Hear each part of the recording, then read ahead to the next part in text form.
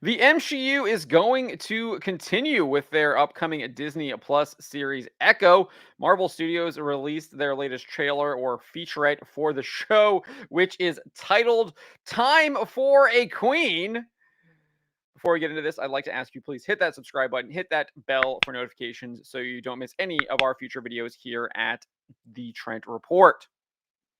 So let's get into this over here. This is the trailer that Marvel Studios released, or the featurette that they released for Echo, which will be premiering on Disney Plus and Hulu in July of 2024. I think it's all of the episodes will be releasing on like the 9th of the month. I'm not really sure how many episodes there are. I think there might be 6. I think it was originally slated for 8, but it's been reduced to 6. And the reason many think that it has been reduced is because it is not very good. This is from 7 months ago over at Geek Tyrant. Marvel's Echo series was such a mess. Kevin Feige thought it was unreleasable prior to reshooting the entire thing. This is based off of a rumor from Jeff Snyder over at the Hot Mic. This is what Snyder said. I heard the show was kind of plagued by issues throughout production. I heard that it was a mess and that the show came in so bad that they basically had to reshoot the entire thing. I'm told that they originally shot 8 episodes and Kevin Feige thought it was unreleasable. So they talked about cutting it down to 4 episodes or 6 in post, but then they ended up reshooting it. So my source did not actually know how many episodes they wound up with. But yeah, apparently it needed a top-down rejiggering and that Kevin Feige was not happy with it. Obviously, we do know that they cut it down from 8 episodes. So that part of the rumor was accurate. Interestingly, Geek Tyrant is a shill site because they posted this as an update to the article saying a representative from Disney recently reached out to tell me that there is no truth to these reports that have been reported by entertainment scooper Jeff Snyder, even though there clearly were some truth to the reports, given the fact that they did indeed cut the number of episodes down from 8 to 6.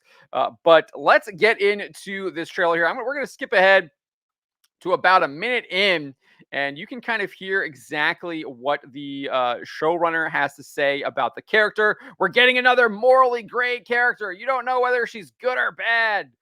Typical MSheU, because they don't know what is good and bad, and they want to muddy those waters. This is what they are doing. This is part of their agenda to normalize evil and normalize sin, make you think that sin and evil is actually good and just when it clearly is not. But let's listen to what she has to say here. We wanted to toe the line. Is Maya good or bad? So there you go. We wanted to toe the line. Is Maya good or bad? Utterly stupid. I'm sick of this stuff, but this is what you expect from these comic book adaptations now, where they've completely lost the plot on good versus evil, which is the majority of these stories are about. But then it gets even worse. This is where the MSheU takes the cake. Again, this is why it's titled Time for a Queen. Let's listen to this clip from the actual show. I won't let you bring a war here. It's time for a queen. She signs to the guy who does not want her bringing a war to their hometown. I mean, is this on the nose or what? You really can't make this up. This is the Marvel Studios doubling down on the MSheU, doubling down on wokeness, doubling down on feminism. They will continue to do this over and over and over again until they have no audience left, or you have succumbed to their lie and have fully bought into it. This is their goal. This is their mission. This is what the company is setting out to do.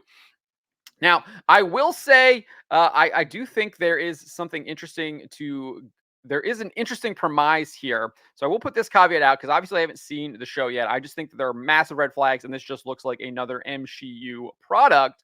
But if you do look at the official synopsis here on Marvel's website, it does say the origin story of Echo revisits Maya Lopez, whose ruthless behavior in New York City catches up with her in her hometown. She must face her past, reconnect with her Native American roots, and embrace the meaning of family and community if she ever hopes to move forward. So I do think that does actually sound decent. Embracing the meaning of family and community. Obviously, her past catching up to her, the things that she was doing in New York City, working for the Kingpin, doing all kinds of evil, killing people, working as basically one of his jackboot thugs that we saw in the Hawkeye show, or at least people who watched that show saw. So maybe there is some kind of repentance, or obviously seeing that she's doing something wrong and figuring that out. But based on that clip that we just saw, that does not look like the case. It looks like she is going to be doing exactly what Kingpin did in New York City. She's just going to be doing it on the location, the village, wherever she's going to embrace her Native American roots. And that looks like she's going to be trying to set herself up as the Queen Pin in Echo. And it just looks absolutely terrible. So I will say there is maybe something interesting that could have been created out of this. But based on everything we're seeing, it does not look like they're actually going to go that way. Again, this looks like just more MSheU. But those are my thoughts on the matter. Let me know what you guys think about this. Leave a comment in the comments below. Remember to always be charitable, but to always speak the truth.